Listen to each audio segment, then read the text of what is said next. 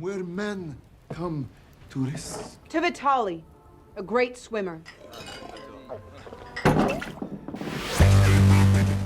Halo guys, selamat datang di Sun Channel. Apa kabar? Semoga kalian sehat sentosa dan tetap bahagia. Oke guys, pada kesempatan kali ini, saya akan bawakan alur cerita film Young Woman and the Sea yang diangkat dari kisah nyata. Film ini dirilis pada tahun 2024 yang menceritakan tentang seorang wanita bernama Trudy Ederle yang berhasil mengubah nasib kaum wanita di seluruh dunia. Suatu ketika, Trudy mencoba untuk berenang di Selat Inggris yang jaraknya sekitar 34 km.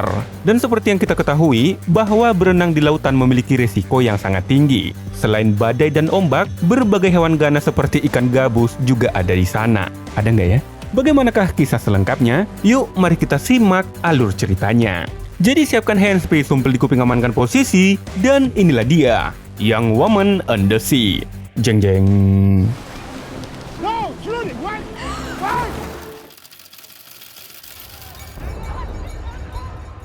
Suatu hari di pinggiran kota New York pada tahun 1914, seorang anak perempuan bernama Trudy Ederle sedang melihat ledakan sebuah kapal dari jendela kamarnya. Hal itu pun sempat membuat ia syok sehingga kakaknya bernama Meg segera memanggil ibunya bernama Gertrude Ederle atau kita panggil saja Mary. Trudy yang pada saat itu sedang jatuh sakit menanyakan apa yang sedang terjadi. Lalu Mary memberitahu kalau penumpang wanita di kapal itu diperkirakan tewas semua karena tidak bisa berenang.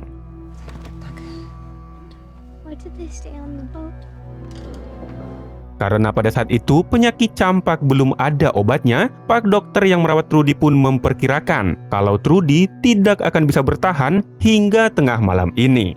Ia juga menambahkan, jika nanti malam Pak dokter turun lagi dari tangga, artinya Trudy sudah tiada. Mendengar itu, keluarga kecil yang merupakan imigran Jerman ini pun hanya bisa pasrah. Mereka tidak bisa tidur dan bergadang untuk menunggu kabar dari Pak dokter. Sembari menunggu, Mary kemudian berbicara kepada suaminya bernama Henry.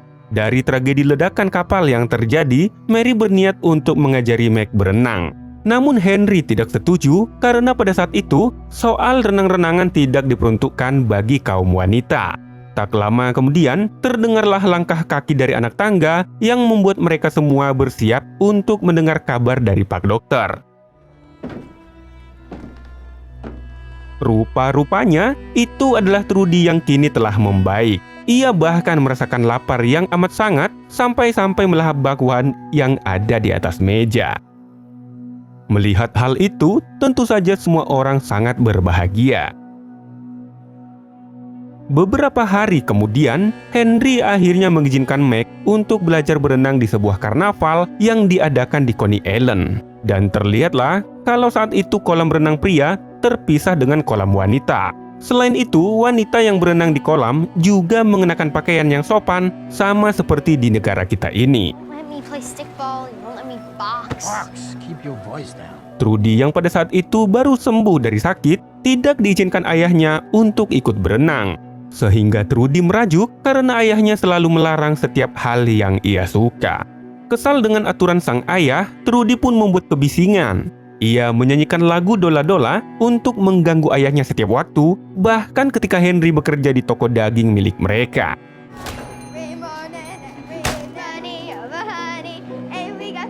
Tak tahan dengan itu, Henry akhirnya menuruti kemauan Trudy.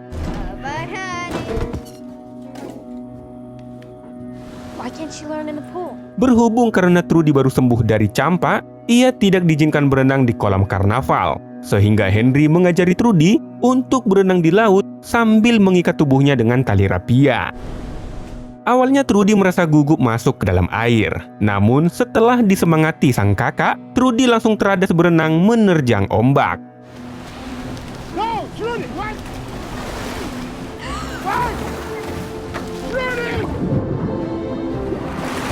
Sejak saat itulah, Trudy dan Meg kerap berenang bersama hingga beranjak remaja. Mereka juga sering mendapatkan goreng pisang gratis dari pihak karnaval karena berhasil berenang mengelilingi dermaga. Suatu hari ketika mereka beranjak dewasa, keduanya menonton sebuah perlombaan renang putra. Kompetisi ini diadakan untuk seleksi ikut Olimpiade yang akan diadakan di Paris pada tahun 1924. Trudy menyadari kalau salah satu peserta pria tertarik melihat kakaknya. Ready? Ketika lomba sedang berlangsung, Trudy mengatakan kalau Meg pasti bisa mengalahkan para peserta pria itu. Salah satu panitia yang mendengar itu malah mengejek perkataan mereka. Hal itu pun membuat Mary marah pada pria yang mengejek anaknya itu. Jetzt habe ich aber die Schnauze voll von dir. Saat makan malam, Mary memberitahu niatnya pada Henry kalau ia akan mendaftarkan kedua putrinya itu ke dalam tim renang khusus putri.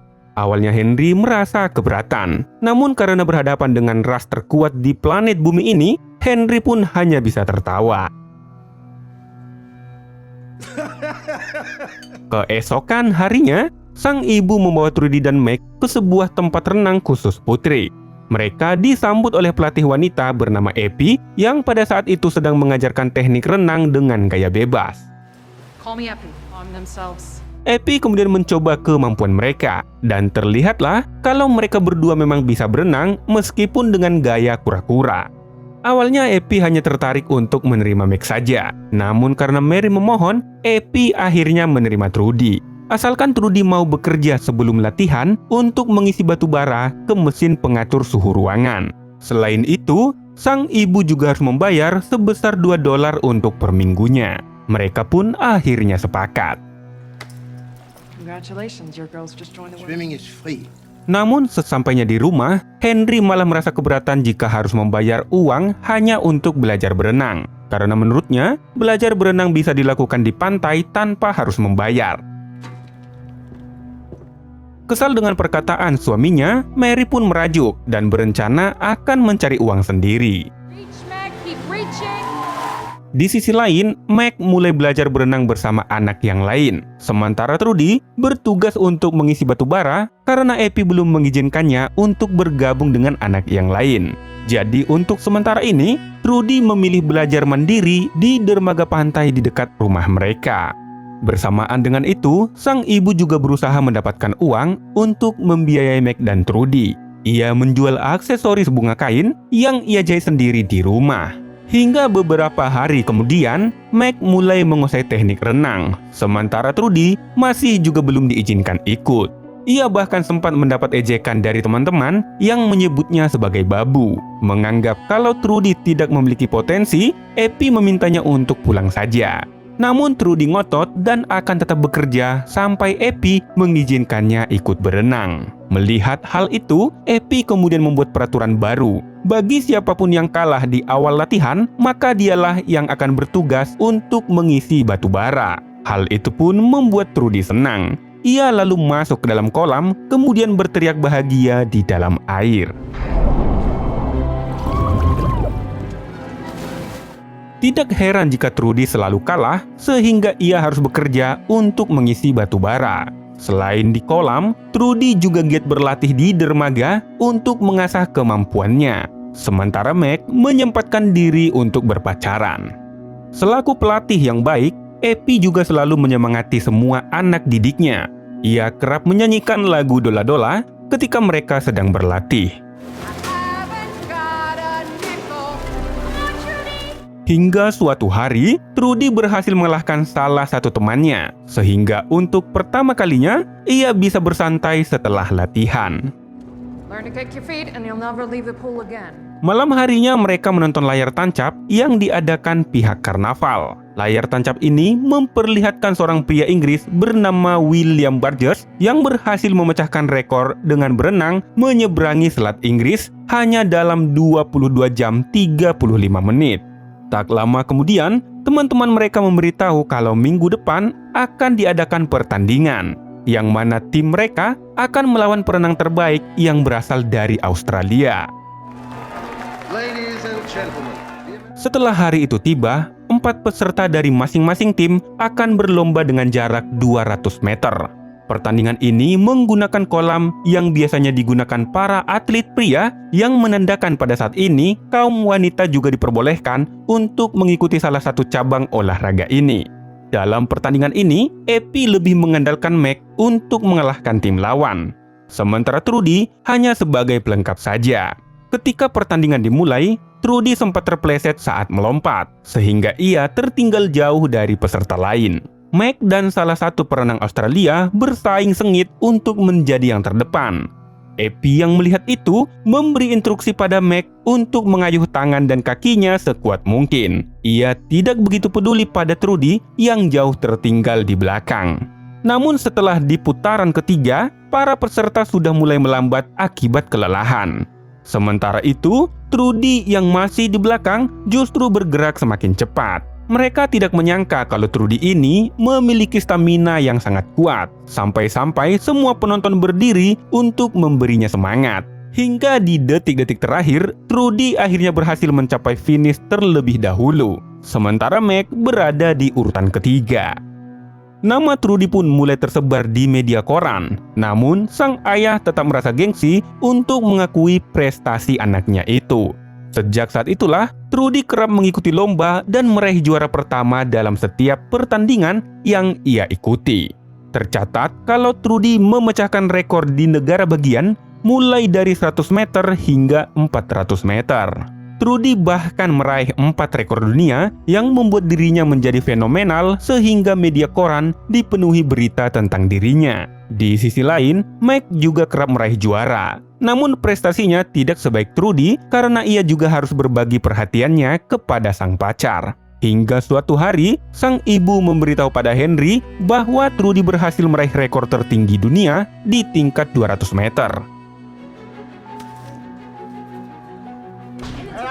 Suatu malam ketika Trudy dan Meg baru saja pulang dari ngerumpi, mereka mendapati tamu yang dibawa oleh ayahnya.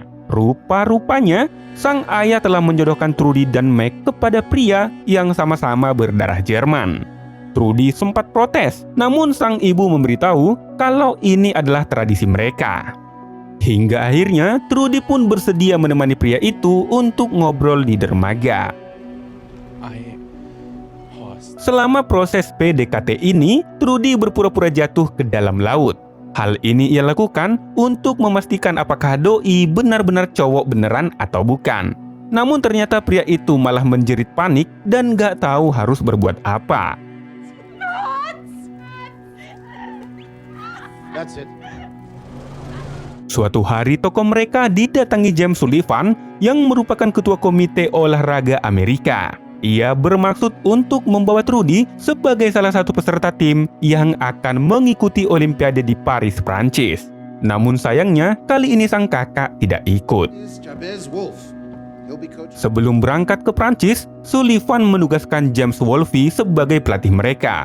Yang mana Wolfe membuat peraturan yang sangat ketat seperti tidak boleh keluar kamar selama di perjalanan. Selain itu, mereka juga akan dikawal oleh biarawati karena di dalam kapal akan ada banyak kaum pria. Setelah hari itu tiba, Trudy dan anggota lainnya mulai menaiki kapal. Dan terlihatlah kalau mereka dikawal oleh para biarawati. Selama di perjalanan yang memakan waktu hingga 3 minggu ini, para kaum pria bebas menggunakan tempat latihan. Sementara tim putri malah dikurung di dalam kamar mereka. Hal ini terjadi karena Wolfe sebenarnya mudah terkena mabuk laut, sehingga ia harus meminum obat tertentu.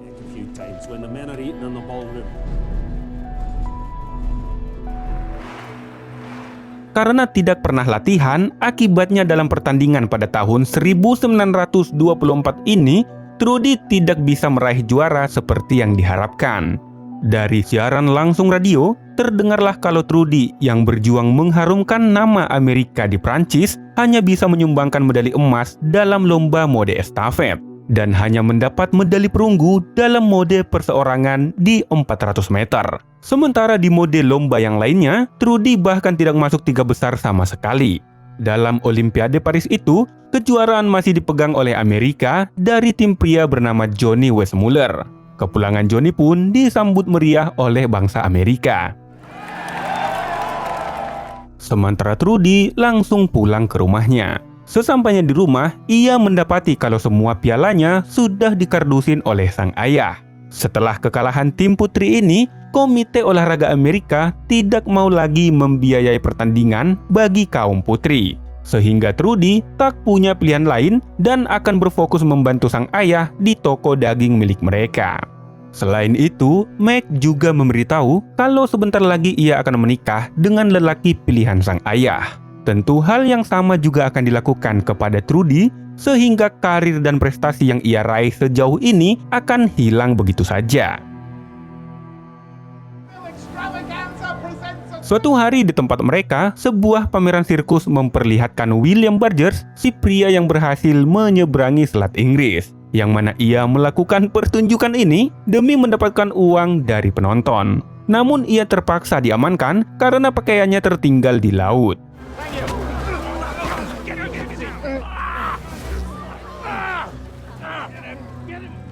Di malam itu, ketika diadakan layar tancap, ada iklan yang menawarkan hadiah besar bagi setiap pria yang berani menyeberangi Selat Inggris. Di sana juga ada sang kakak bersama dengan tunangannya. Setelah hari pernikahan sang kakak, Trudy dan Meg berbincang tentang masa kecil mereka di dermaga.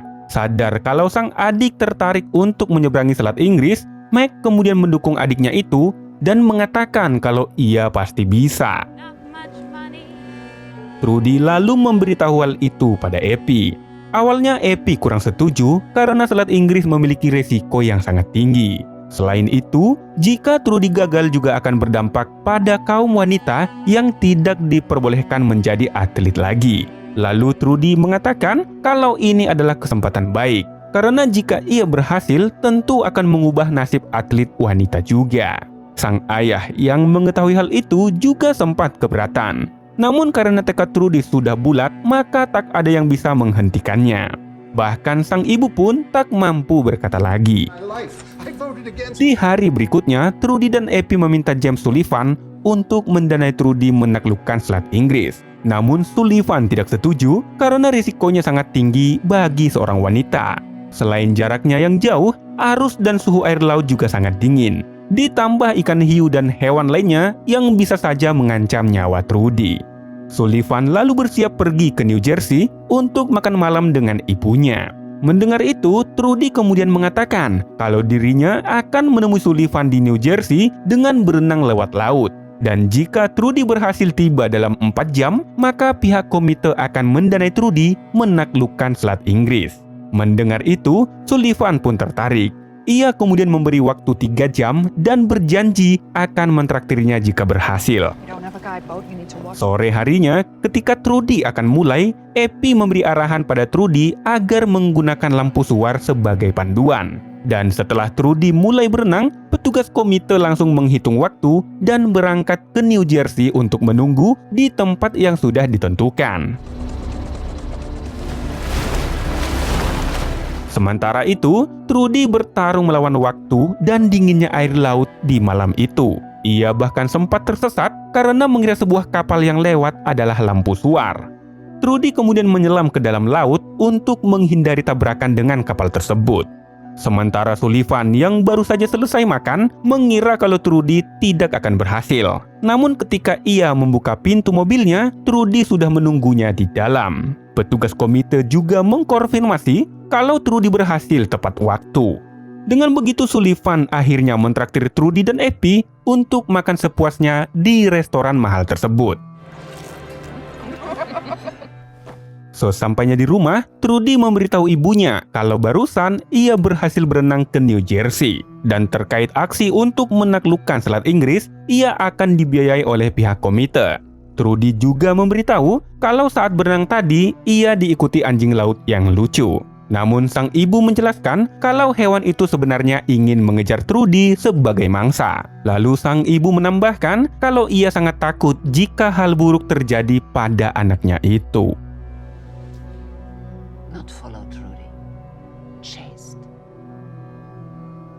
Pagi harinya di kantor komite, Trudy dikejutkan oleh Sullivan yang menugaskan Wolfie lagi sebagai pelatihnya. Hal ini dikarenakan Wolfie memiliki pengalaman berenang di Selat Inggris meskipun tidak pernah berhasil. Mr. Wolf is your coach, Trudy. Or we don't sponsor. Setelah 3 hari berlayar, mereka akhirnya tiba di Tanjung Grisnes, Prancis, tempat di mana para peserta berkumpul sebelum berenang menyeberangi lautan.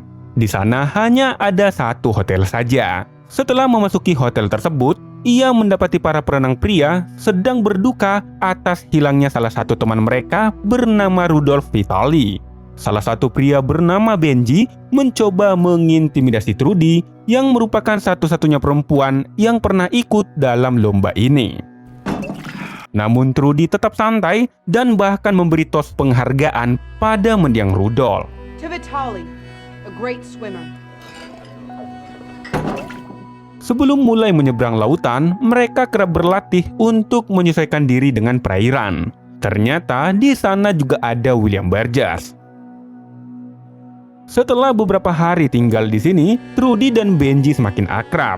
Terlihatlah kalau Benji sedang menulis nama-nama orang yang hilang di selat ini. Ia juga bercerita kalau dirinya sudah mencoba hingga 12 kali dan pernah hampir sampai. Namun ia terseret ke laut dangkal yang arusnya sangat kuat. Beruntung para pemandu saat itu berhasil menyelamatkannya. Benji pun menegaskan kalau itu adalah rintangan terakhir yang sangat sulit.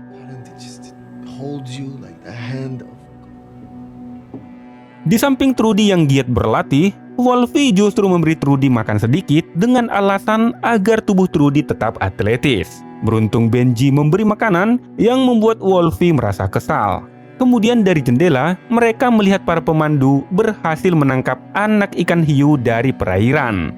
Melihat para perenang menjadi takut, Trudy kemudian mencoba menghibur mereka dengan nyanyian dola-dola. Tak lama kemudian, Benji bersiap untuk berenang terlebih dahulu. Benji berpesan agar Trudy memimpin tos jika ia mati nanti. Sementara itu di tempat lain, Wolfie mengadu pada Sullivan bahwa Trudy keras kepala dan susah diatur. Dia yakin kalau Trudy tidak akan lebih dari 11 km.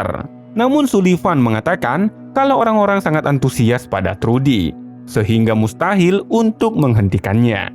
Tak lama kemudian, para pemandu membawa Benji yang sudah sekarat. Ia hanya mampu mencapai 16 km karena suhu air yang membuatnya membeku.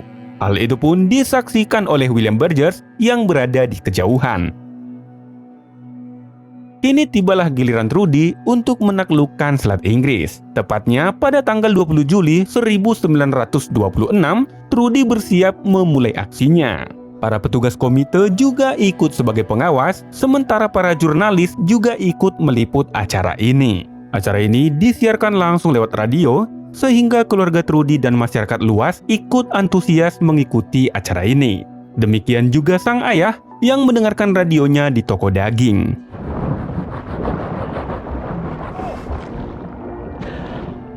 Peraturan untuk menaklukkan selat Inggris yaitu perenang tidak boleh disentuh oleh siapapun, karena jika itu terjadi, maka ia akan dinyatakan gagal.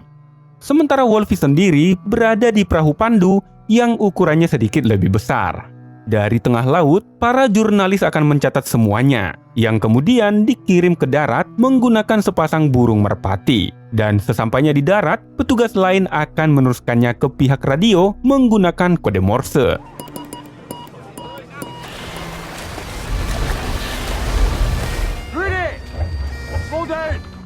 Sudah 6 km di tengah laut, Trudy masih terlihat kuat dan bersemangat. Ia tidak menghiraukan Wolfie yang memintanya untuk melambat dan menggunakan gaya dada. Ia tetap melaju dengan cepat, mengayuh kaki dan tangannya menggunakan gaya bebas.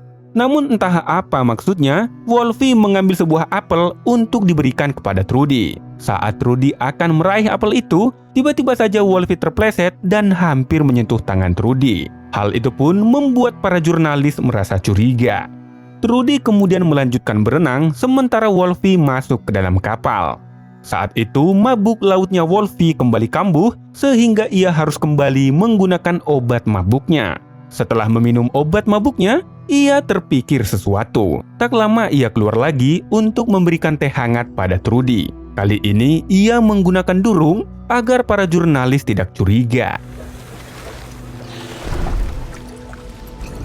Namun tak lama setelah meminum teh itu, para petugas yang di darat mendapat kabar kalau Trudy mulai melambat di jarak 10 km.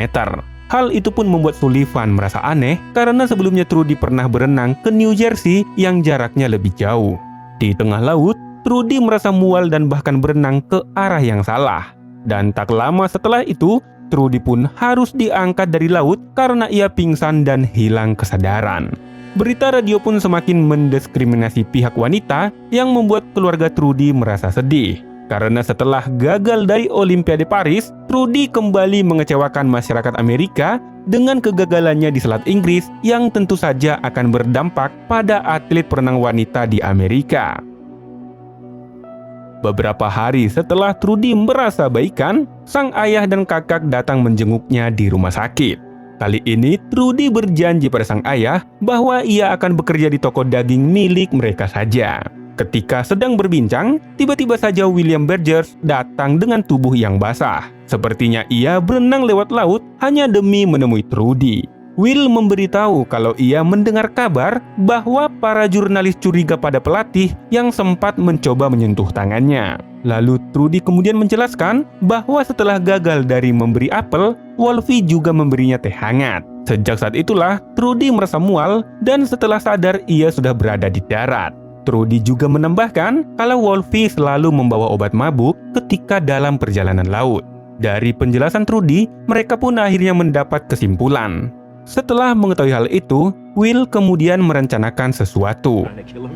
Ladies and gentlemen. Keesokan harinya di depan para wartawan, Sullivan berpamitan pulang ke Amerika. Setelah itu, mereka berangkat menggunakan kapal. Namun setelah masuk ke kamarnya, Trudy malah mengunci pintu, kemudian melompat lewat jendela untuk menemui Will, ayah dan kakaknya yang sudah menunggunya dengan perahu dayung. Lalu mereka kembali ke gubuk Will Burgess yang berada di Tanjung Grisnes, Prancis. Karena tim Sullivan akan tiba di Amerika selama 3 hari, maka Trudy juga harus siap berenang sebelum waktu tersebut. I go in 3 days. Ketika sore, Will memberitahu kalau jalur terbaik menuju seberang itu tidaklah lurus, melainkan jalur memutar mengikuti titik temu antara arus Laut Utara dan Laut Atlantik. Dengan begitu, maka perenang akan terhindar dari arus laut yang deras. Setelah mendengar arahan Will, Trudy kemudian menekankan, jika ia berenang nanti, Will harus memastikan bahwa apapun yang akan terjadi, tidak boleh ada orang yang mengangkatnya dari laut, meskipun nyawa menjadi taruhannya. Dalam waktu yang sedikit ini, Trudy tetap menyempatkan diri untuk berlatih, sementara Meg mendesain ulang baju renang Trudy. Karena jalur yang direkomendasikan Will tidak lurus, maka jarak yang harus dilalui Trudy bertambah menjadi 2 kali lipat. Namun menurut Will, ini adalah cara terbaik. Untuk sekedar informasi guys, jarak selat ini adalah 34 km. Nah, jika mengikuti jalur yang direkomendasikan Will, maka jaraknya akan menjadi 56 km. Selain itu, Will juga memberitahu bahwa lokasi yang sangat berbahaya ada di dekat garis finish. Tempat inilah yang memakan banyak sekali korban jiwa. Trudy? Sementara itu di kapal, Sullivan curiga kepada Trudy yang mengurung diri hingga 2 hari. Namun setelah didobrak, ternyata Trudy sudah tidak ada di sana. Ask him if she's in the water. Kemudian pada tanggal 6 Agustus 1926, Trudy kembali ke laut untuk menaklukkan Selat Inggris. Saat itu juga, para jurnalis Prancis berlomba untuk mewawancarainya. Tak ingin ada gangguan, Trudy pun langsung terjun ke dalam laut. Kali ini dia diiringi oleh sang ayah dan sang kakak. Sementara William Burgess dan kapten kapal yang merupakan sahabatnya akan menjadi pemandu. Para jurnalis yang berada di darat rela membayar perahu dengan harga tinggi demi bisa meliput aksi Trudy. Di tengah laut, Meg memutar lagu Dola-Dola kesukaan Trudy untuk menghibur sang adik yang sedang berjuang.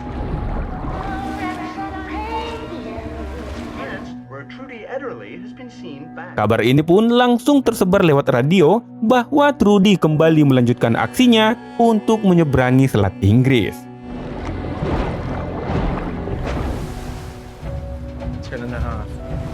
Tak lama selepas dari pantai, para jurnalis kemudian mendekat untuk mengambil dokumentasi. Namun karena terlalu dekat, William tak segan dan langsung memberi tembakan peringatan pada mereka. Sehingga para jurnalis itu menjaga jarak dari perenang. saat berenang, kacamata Trudy sempat mengalami kebocoran, sehingga ia melempar kacamata itu pada sang kakak yang berada di dalam kapal. Sementara itu di New York, sang ibu dan si bungsu mendatangi kantor pusat penyiar radio Amerika. Mereka langsung menemui pembawa acara karena ingin mendengar langsung berita yang disampaikan. Gertrud Ederle, the mother of Trudy Ederle. Setelah menempuh lebih dari 13 km, sang ayah melihat sekelompok ubur-ubur yang sangat beracun. Saat itu juga, Will langsung memberitahu pada Trudy. What can we do? Namun karena tekad yang sudah tak terhentikan lagi, rombongan ubur-ubur beracun itu pun diterabas oleh Trudy. Ia tidak peduli meskipun harus menahan rasa sakit dan sensasi terbakar akibat sengatan ubur-ubur. Selain itu, area yang dipenuhi ubur-ubur ini juga lumayan jauh, sehingga para jurnalis dan William merasa tersentuh ketika melihat momen ini. Terlebih perasaan sang kakak dan sang ayah yang mendengar jeritan anaknya di tengah laut.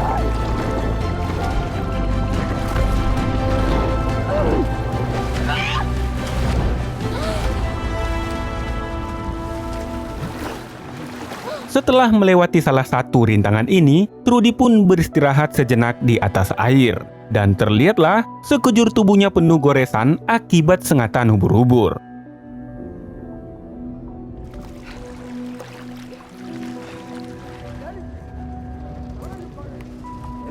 Setelah memperbaiki kacamata Trudy, Meg kemudian memberikannya pada sang adik. Dan setelah itu, Trudy pun kembali berenang.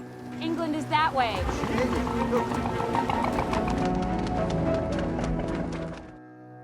Kemudian setelah setengah perjalanan, Trudy pun mulai melambat. Hal ini dikarenakan cuaca buruk yang membuat arus laut semakin deras. Melihat hal itu, sang kakak kemudian masuk ke dalam laut dan berenang di depan Trudy. Yang mana sang kakak tahu kalau Trudy tidak suka berada di belakang, sehingga Trudy kembali bersemangat untuk mengejar sang kakak. Kabar itu pun terus disiarkan lewat radio, sehingga Wolfie yang pada saat itu juga mendengar mulai merasa kesal. Jika nanti Trudy berhasil, maka Wolfie pun akan menjadi sejarah dan dianggap sebagai pelatih yang tidak becus. Sementara di tengah laut yang dingin, Meg sudah tak kuat lagi, sehingga Trudy kembali berenang sendirian. William juga memberinya ayam goreng untuk mengisi perut yang sudah sangat lapar.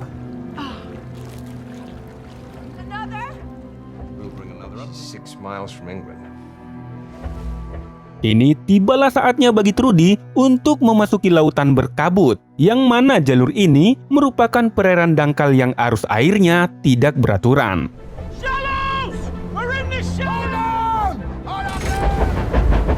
Will memberitahu bahwa inilah tempat yang paling berbahaya itu. Selain arusnya yang tidak beraturan, kemungkinan tempat ini juga penuh dengan bom dari sisa Perang Dunia. Namun bagaimanapun juga, ini adalah satu-satunya jalur teraman yang harus dilalui Trudy sendirian. Sementara kapal mereka dan kapal jurnalis akan melewati jalur lain karena laut ini terlalu dangkal.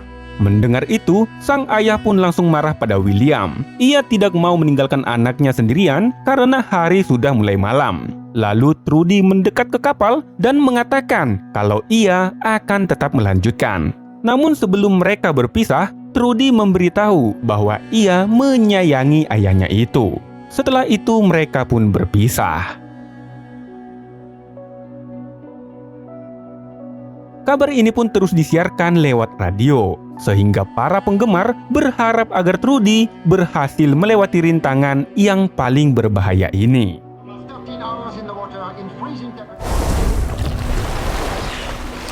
Tak lama dari itu, kapal William dan para jurnalis terlebih dahulu sampai di pantai Inggris. Sementara Trudy masih berjuang melawan dinginnya air laut dan arus yang semakin tak beraturan. Ia juga sempat kehilangan arah karena pandangan yang sangat terbatas. Akhirnya, Trudy pun tersesat di atas air dan mulai diselimuti rasa putus asa. Kita tidak tahu kalau di bawah sana ada ikan gabus yang bisa saja menerkam Trudy yang mengapung. Di titik ini, ia tidak tahu lagi harus berenang ke arah mana, sehingga tangis dan kesedihan adalah satu-satunya teman yang ia miliki saat ini. Rombongan sang ayah yang terlebih dahulu sampai masih berusaha untuk mencari Trudy. Namun mereka belum juga melihat adanya tanda-tanda Trudy mencapai pantai. Tak lama kemudian, Trudy dinyatakan hilang di perairan dangkal. Kabar itu pun kemudian disiarkan lewat radio, sehingga seluruh pendengar ikut merasakan kesedihan atas hilangnya Trudy. Sang ibu yang mengetahui itu hanya bisa terdiam tanpa kata. Ia tak sanggup membayangkan anaknya yang berada di tengah laut yang hanya seorang diri. Lalu masyarakat Inggris berdatangan ke pantai, kemudian menyalakan api di atas bukit. Mereka berharap agar Trudy melihat api itu sehingga ia bisa mengetahui arah. Dan benar saja, Trudy yang sempat putus asa pun akhirnya melihat cahaya dari kejauhan. Dengan tangis bahagia, ia pun mengayuh tangan dan kakinya mengarah ke tepi pantai. Setelah sekian lama terapung di atas air, untuk pertama kalinya Trudy menyentuh pasir pantai. There.